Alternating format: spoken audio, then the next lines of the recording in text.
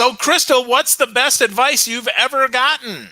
Well, Phil, actually, it came from a couple of different sources, but the one thing that I learned is that no matter how powerful you are, how important you think you are, getting introduced to someone you want to get access to by someone who already has a credible relationship and possibly able to give you some leverage to make it really difficult to say no, you can't beat that with anything else. Awesome. Welcome to the Inside Sales Show hosted by Phil Gerbershak. Each episode will take you behind the scenes with a sales expert or a sales practitioner and go inside the nuances you need to be successful today in sales and sales leadership. We'll have conversations about the mindset, skill set, and tool set of highly successful sales professionals, offer insights into prospecting, qualifying, following up, closing sales for inside sales professionals, and hiring, firing, motivation, and rewarding your team for inside sales leaders. And we will find out what's working and what's not working for inside sales pros right now. And now, here's your host of the Inside Sales Show, sales speaker, sales trainer, and pinball wizard, Phil Gerbershak. Hey, so what's up, Crystal? It's so great to see you again. Great to see you too. Excited to be here finally on your podcast. We tried it like maybe almost 2 years ago and something happened. So glad to finally be here. Yeah, heck yeah. Well, something happened, but now, right now we're here, which is exciting. And you are the LinkedIn Ninja. So how the heck did you get that name? You got to tell us about that. Well, to be honest, I did not pick it. You know, I've actually gotten slammed over the years by competitors for using it. It's definitely not a brand I ever would have picked myself. So there's actually a good story that goes behind it. We're back in 2010, and I was a social media strategist. I did everything, although I loved LinkedIn. I specialized in LinkedIn, and people kept telling others that, well, if you need help with LinkedIn, you need to talk to Crystal. She's the ninja. And then I'm sitting in a conference room with the regional sprint executives, trying to talk to them about getting their sales team some training. And they kept coming back and referring to it as a black belt, this black belt training. Okay. So it's like, okay, universe is telling me. People are saying I'm the ninja. They want a black belt program. I went on Twitter and said, okay, is the handle LinkedIn Ninja available? Yes, it was. And there it was born. Wow. That's awesome. I mean, I'm not into martial arts or anything like that, but I've come to find it really does fit my methodology, my motto is precision, efficiency, effectiveness, which is how ninjas act. And so it works. So, but I did not pick it myself. I never would have gone there. Wow. So precision, efficiency, and effectiveness, right? That's really good. So I love those. So let's talk about that, because I think a lot of people miss those. I think the precision is a great place to start here. And so many people, right? Every day, I probably get 20 or 30 people that have no idea who I am, that paid somebody a lot of money to send me a crappy connection message that says, hey, let's sleep together. I don't even know you. Yep, exactly. So let's talk about that, right? Let's break that down. Let's start with precision, because I think that's a great place to start. What do you mean by that, and how does that play out? So by precision, I mean, when you're going into LinkedIn, or for the most part, any type of sales tool, knowing exactly what it is that you need to do. So many people talk about, well, it takes so much time. You go down the rabbit hole. And so knowing at the start, okay, I'm going to go in and I'm going to do these specific tasks in this order. I know exactly what I need to do. And also with that target market. It still amazes me how many sales professionals and financial advisors and that I talk to, and I ask them, first question I always ask, who's your target market? Well, I don't really have one. Well, you can't really be precise on LinkedIn unless you're speaking directly to that target market. And so you kind of need to know that. If you're able to develop everything that you do on LinkedIn, whether it's an invitation to connect, it's how your profile is built, the type of content you share. If you don't know your target market, none of that matters, because it's going nowhere. But once you do know that target market, you know exactly how to speak to them. You know their problems, you know their motivations, and you can really, it answers every single question once you know who your target market is.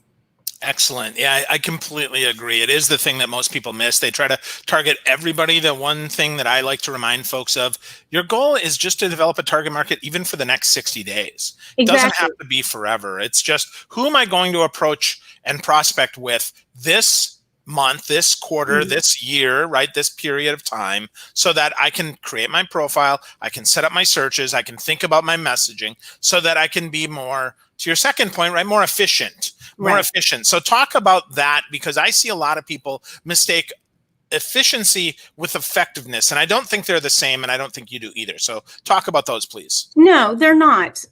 So efficiency, kind of going back into the precision of having that specific system. So many people don't go into LinkedIn with a system. They jump on, they go into the news feed, they do this, they do that with, letting the brain kind of drive them, or just making half thought out decisions in terms of what they need to do.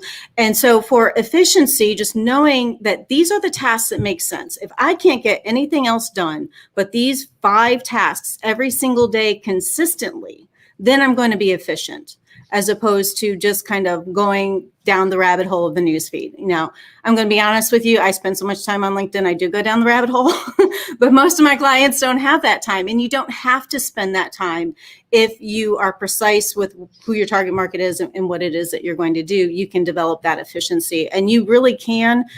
I have a baby step system that helps people get started, that really, once you learn it, 15 to 20 minutes a day, focused on those exact tactics that really move the needle.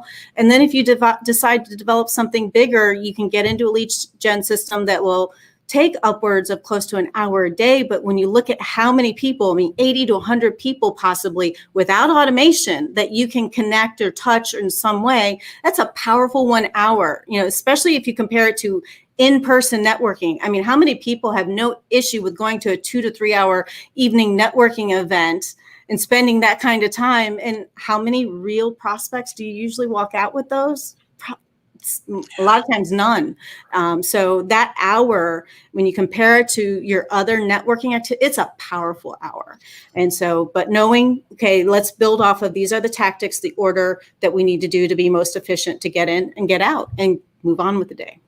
Awesome. I love that. And I think that's so important that we have that system. So, but before we move into effectiveness, because I think that's going to be important as well, as we kind of measure what we're doing. But let's talk about some of the mistakes and some of the pitfalls that folks run into on LinkedIn when it comes to being efficient, because I see a lot of people, right? They do the right things, but they don't get any results, right? They're like, oh, well, I comment, I leave, I like stuff. I've got a system here. But what are some of the pitfalls, please, Crystal, that you see your clients run into?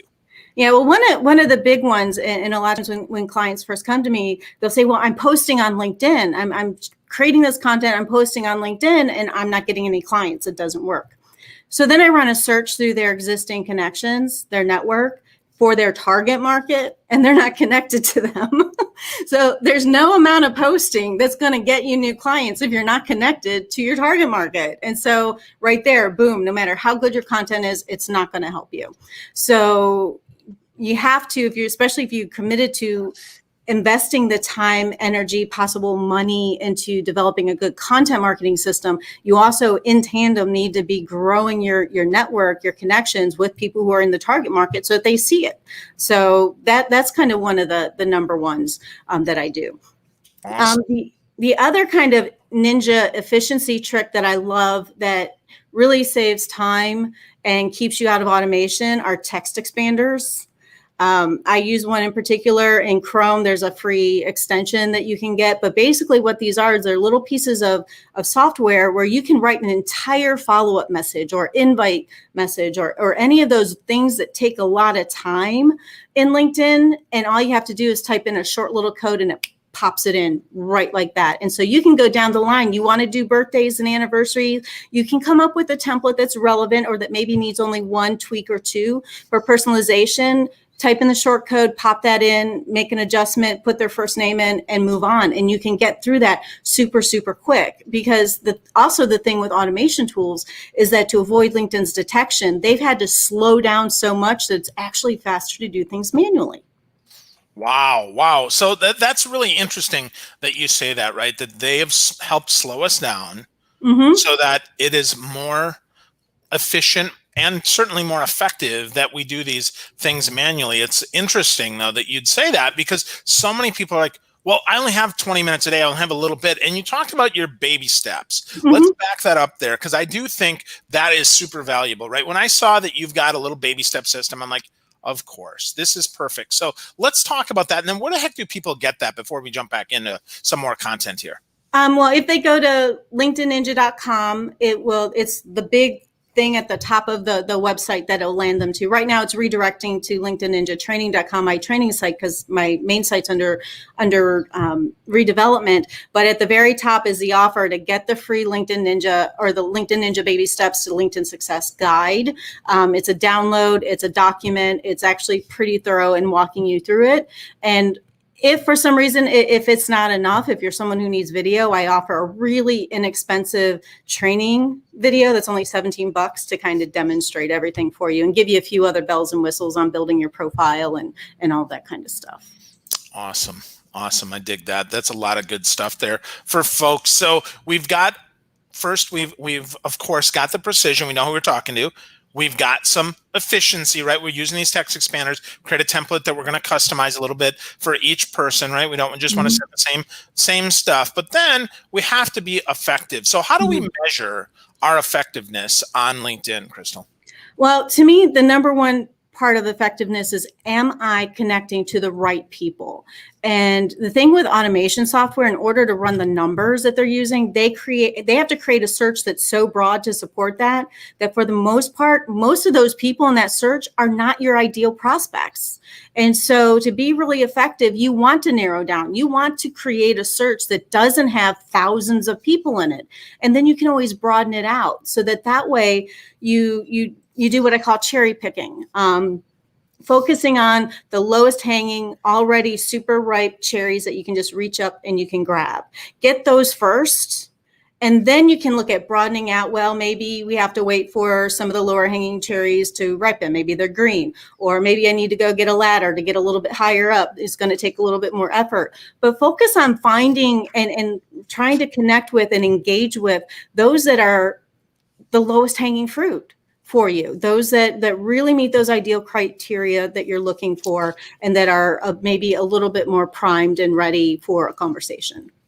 Excellent. So many times I find that, our ideal customer is right inside our network already. We just didn't even realize it. So that's what you're talking about when you talk about cherry picking, right? It's already first degree or maybe 1 degree. And oh my gosh, I forgot to connect with Crystal and she's my target audience. I just have to send her a connection request and let's have a conversation and catch up to see if there's opportunity. Is that what you're talking about there? Yeah, for the most part. I mean, if you built up a lot of connections, go through and search and see, do you have some sitting there that you've done nothing with? Even when you connected with them, if you didn't know who they were, if they're in your target market and you're already connected, do something with those.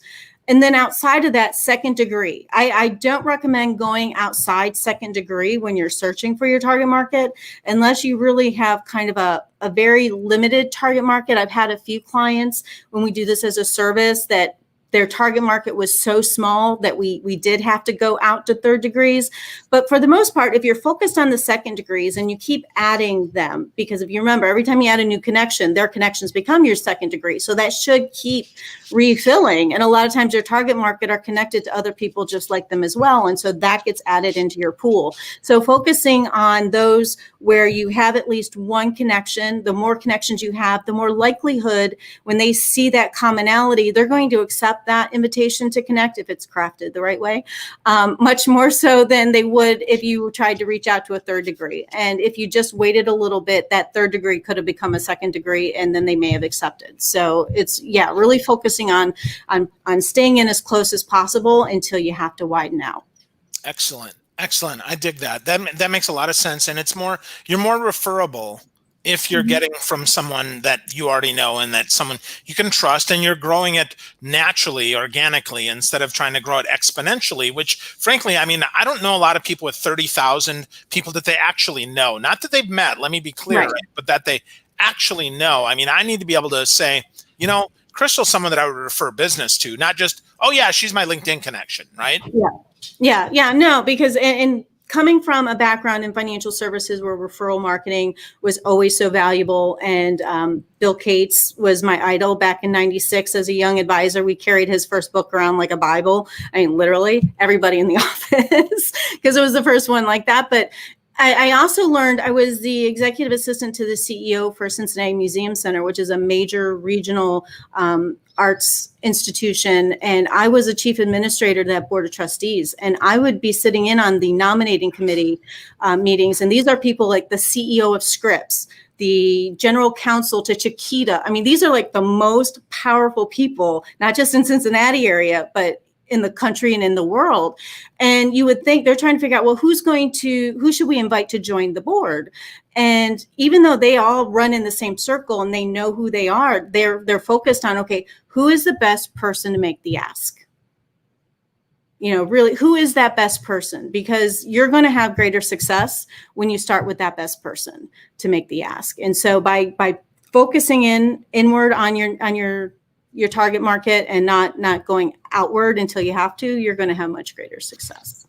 I like that. Bill Cates is great at that. Joanne Black is another favorite of mine when they talk about that referral marketing, referral selling, super important as we do that. So let's talk about some of the mistakes folks make, because I see a lot of crazy stuff. So maybe we go through 5 or 6 things that we see that are big mistakes. I'll start with one, and I'd love to hear your experience with this, especially as a female, because this is probably worse for you, and that is the connect and pitch. Right? Mm-hmm. That's the worst, right? Like, hey, Crystal, let's connect and let's pitch. So talk to me about that and how that plays out for you. Yeah. And I heard someone use this term, and I tried to figure out who it was, and I cannot remember. So if you're out there listening and you believe you coined this term, please let me know. It's called a pitch slap. So basically, one, if you're pitching immediately in the invite to connect, it's very obvious. I've used examples of that as posts on LinkedIn, and it's funny. I mean, if they come in and they say, okay, I'm trying to connect with, I'd love to build my network of authors, and their headline, which is then right above it, says that I help authors get their books, sell more books and make them more effective. It's just like, okay, yeah, that's a sales pitch directly in the invite to connect. No, thank you. But a lot of people seem to be more betrayed by the invite that seems to be authentic, and then they turn around and immediately try to pitch them. And you're going to get disconnected right away. The problem is that when you do that type of stuff and people start reporting you, blocking you, disconnecting from you, that raises flags on your LinkedIn account. And let me tell you, LinkedIn right now is dead set on killing people who are doing these types of things, and you can get your account restricted. You can actually lose your account. Once you lose it, technically you're not allowed to get back on. But if you get restricted, and I had a client who was permanently restricted, he had to have the email address for every single person that he invited to connect. And let me tell you, that's not easy if you're trying to do a little bit of a colder connection strategy. So, that is definitely, don't do that. Try to be authentic. Where efficiency or effectiveness comes in also is really trying to find that what's in it for them. Find a reason that would make sense for them to want to connect with you that has nothing to do with them ever becoming a client. And then that way you're adding value. You're getting them to connect and believe that you're legitimate. And then in a follow-up message, when you thank them, try to just get a phone call or a meeting when we're allowed to meet face to face again, where you just get to know each other, where you focus on, I want to get to know you so that I can refer the right people to you.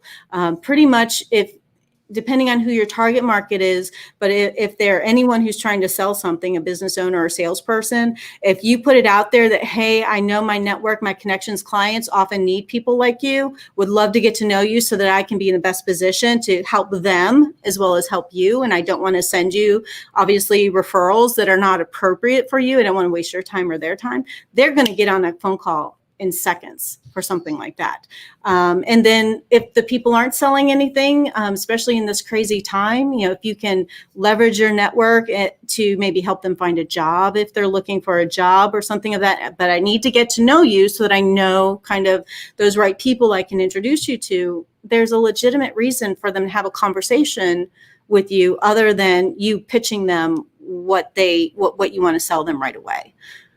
Yeah, really awesome stuff there. You dropped a ton of great nuggets there. I often hear Ron Tite talk about the pitch slap. He always makes me laugh. I don't know if he's the first one, but Ron's the one that I think of. I love that you talk about building a relationship, really important. And then this really makes so much sense to me. And that is, try to add reason for them to say yes that has nothing to do with them ever doing business with you. It's not that hard. So Crystal, when you're helping folks rewrite their profiles, as you're talking about setting that up, I mean, do you encourage folks to add those personal things? Because often if I do that, I've heard, oh, well, I'm worried they're just going to use that against me. And now they're going to sneak through the back door and then boom, they're going to pitch slap me. Yeah. There's definitely, and I tell people that there are definitely a lot of people who are now circumspect about that. I was one of the first ones to start using the common connections, and then it got blown up. And so actually just over the last year, I've had to tell my people, because it worked really well when, there wasn't the automated bots using it all the time. So we don't use, connections in common anymore. But to me, connections in common without another reason is not enough either. So, really trying to make sure, there are people who are going to be suspicious and they're not going to connect. But the more you can just try to be a real person, the more likely you're going to have success with it. That's the hard part. And I know in 300 characters and an invite to connect, there's only so much you can fit. But also to your profile, then, if your profile is really developed to speak to that target market, the about section, that it's not just about you saying how great you are and putting yourself on a pedestal, but really helping enlighten your target market about, these are the problems I'm able to solve, and really put it.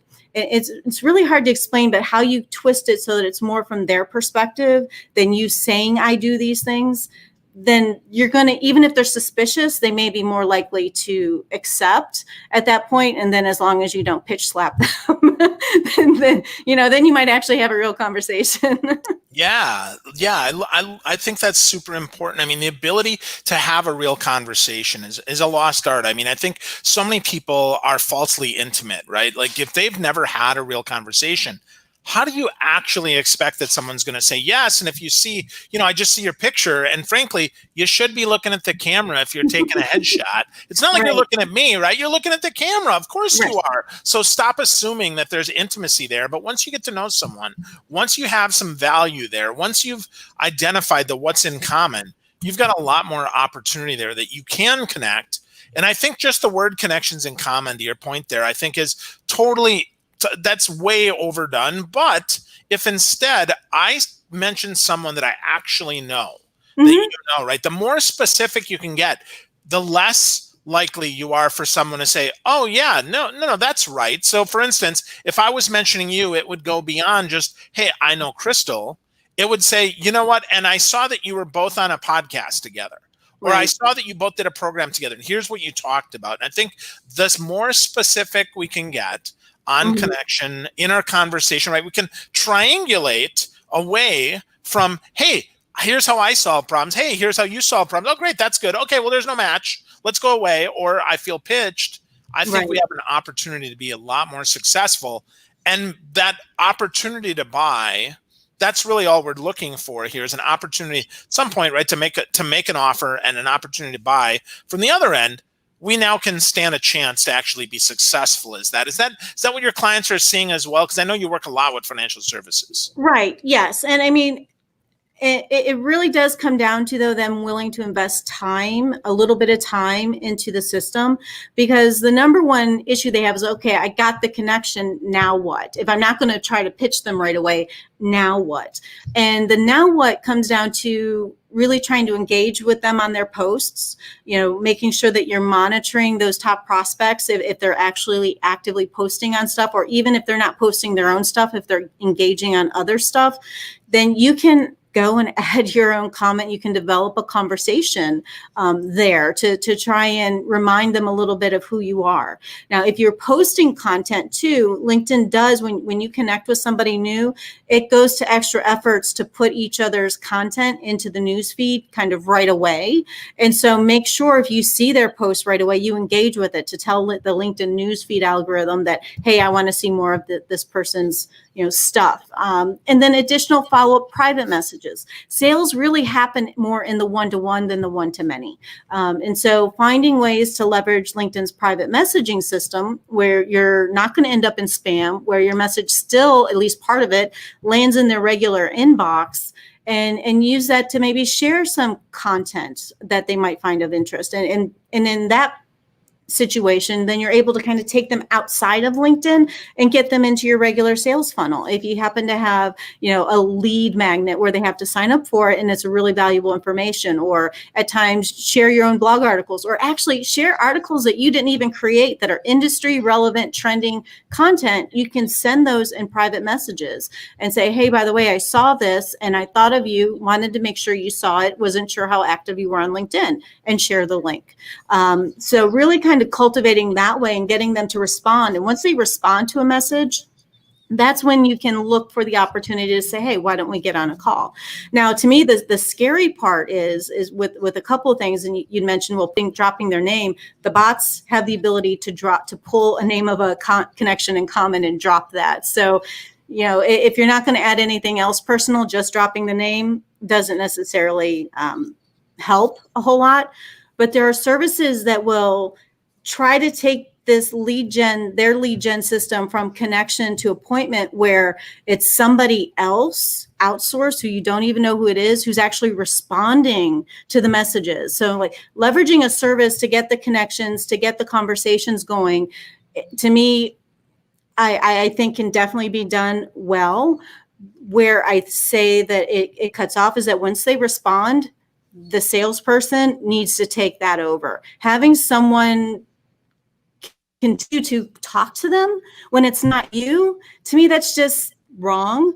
But also, too, maybe they'll have a conversation and back and forth. And when you get on the phone, finally, maybe they'll mention something that the ghost you had put in a message. You have no idea what what it is. And you're just like, huh? Now, how awkward is that going to get? So, it really comes down to taking, and for the engagement, people are like, oh, spending time in the news feed. Well, one, if you have one of these, you're waiting 5 minutes before a call, pull up the news feed, go through, do a few things. If you're using Sales Navigator, if you've saved any of those people as leads, their alert system, you're not going to miss a post from them. And then there's also another ninja trick, which I don't know if I put it as an article on LinkedIn, I might have, where you can create folders in your browser bookmarks bar, and you can bookmark the activity feeds of the key people you want to monitor, and you can just go down the list really, really easy. And as you engage with them, then LinkedIn will start putting them in your news feed organically a bit more, but you can, paying attention to that. That's kind of where you create the relationship in LinkedIn. Wow. That's a great ninja trick, right? Bookmarking the activity feed of those you really want to pay attention to, and then opening them all up at once so you can go through and spend a little bit of time. If you don't have Sales Navigator, is a great tool. But to your point, if you got Navigator and you want to save some time, Sales Navigator is a great way to do that, because you can create lists, you can create tags. It's different ways to view the connections. So that way you don't have to worry about the news feed, which often gets noisy with popular stuff. If Cheddar posts one more video about, something stupid, I mean, I actually had to unfollow the CEO because his stuff is so non-business related that it just keeps popping up. And it's interesting to me how that is. So what is your philosophy on posting that sort of stuff, that aspirational stuff, that entertaining stuff, instead of just business? Do you find that's effective, or do you think that that's just ego? I think if that's all you're doing, that's a problem. I mean, because people do like to talk about fun and trending stuff. And if you're coming up with something, whether it's relevant to your business or not, but that you find interesting, then go ahead and share it. I still remember an example of a post that I did years ago. Was I found this article about someone had filed a patent, a major company, Fortune 500 company, had filed a patent for a delivery system to use drones to deliver coffee to their employees at the time, biometrically, that they need the coffee. And there was a drawing of it from the patent that was absolutely hysterical. And so I was like, who do you think this is? What company do you think would have actually filed for this patent? And because it was a weird company. It was IBM. I mean, who would think of IBM as, you think Starbucks, Amazon, something like that, but it was IBM. And so coming up with fun and interesting things like that to have conversations around definitely works. I mean, one other kind of goofy, I like pop cultural references, but one kind of goofy video thing that I did now a few years back when Deadpool 2 came out and there's that clip in the movie about LinkedIn, I cut that clip out and I posted it. It got a ton of views because it was just so funny. So just you want to have some fun, engage. If you're too serious, if all you're doing is saying, hey, look at me, read my stuff, if you're posting links and you're not creating a conversation around them, that's where you're going to have trouble. LinkedIn wants conversations. If you're not creating a post in a way that's going to make the people want to comment, then you're not going to get visibility. Now, they adjusted their news feed for the new dwell time to help incorporate people who just don't want to engage. But the more people engage with your posts, definitely the more people LinkedIn's going to show it to, the greater visibility that you're going to get. And the news feed's so full. And so you do kind of have to play a little bit with lizard brain, that your the really early on brain that's always kind of scanning your environment for threats, but also opportunities. You've got to it's going to stop somebody through the scroll sooner than their conscious mind is. So you really got to try to come up with a way, at least at the beginning, to cut through the noise. And sometimes that could be about being funny. Sometimes it could be about saying the opposite. When LinkedIn made the algorithm changed now a few years ago, the first kind of post that I got to go viral, I started with the first line was, stop using LinkedIn, it doesn't work.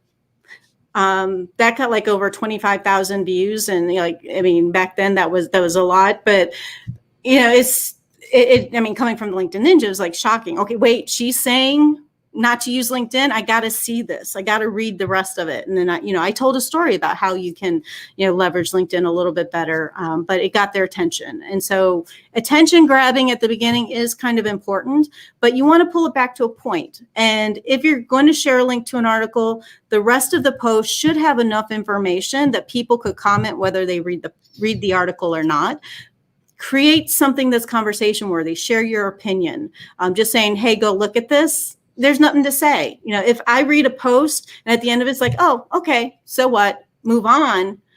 I'm not going to say anything. You've got to make it so that their brain wants to respond or share an experience or an opinion or something of that nature. You got to speak to the lizard brain. That's awesome. Yeah. Speaking of the lizard brain, it is so good. And that's such great advice here as we wrap up there, Crystal. And be a ninja, right? I think that's important. Your 3 points are so spot on, right? That we have to be precise, know exactly what we want. We have to be efficient, right? We want to use text expander, things like that. And then we have to be effective. Continue to work on that, continue to measure that and how that lines up. So folks, of course, can go to linkedinninja.com or connect with Crystal on LinkedIn. But Crystal, if you had one more piece of advice, if people are looking to get started leveraging LinkedIn more effectively and move from maybe Padawan to Ninja, how do they do it? And I am going to be launching a brand new Padawan program. It's kind of funny you bring that up because I found that my LinkedIn Ninja Dojo, which is my membership, that it's still a bit too much for those that are getting started. I really do believe the baby step system, which focuses on just engaging, not worrying about posting or anything, but engaging, inviting the right people to connect, sending follow-up messages, and doing those types of tactics, those basic tactics on a regular basis, checking your messages, following, and just those basics. If people focus on the things that create relationships as opposed to trying to go viral, they're going to have much greater success and create the conversations that will generate new business or possibly even career opportunities. Awesome. Love, love, love that, Crystal. Thanks so much for spending some time with us today. So much to learn about how we could be more of a LinkedIn ninja. So thank you so much, my friend. So good. I really appreciate all the feedback that you gave us and all the insight and all the things we can do. Thank you very much. No problem. Thank you, Phil. Have a great day. You too. Thanks. And folks, if you love this, make sure you subscribe. Check us out on Facebook, LinkedIn, Spotify, or wherever you get podcasts. Have a great day. Thanks so much.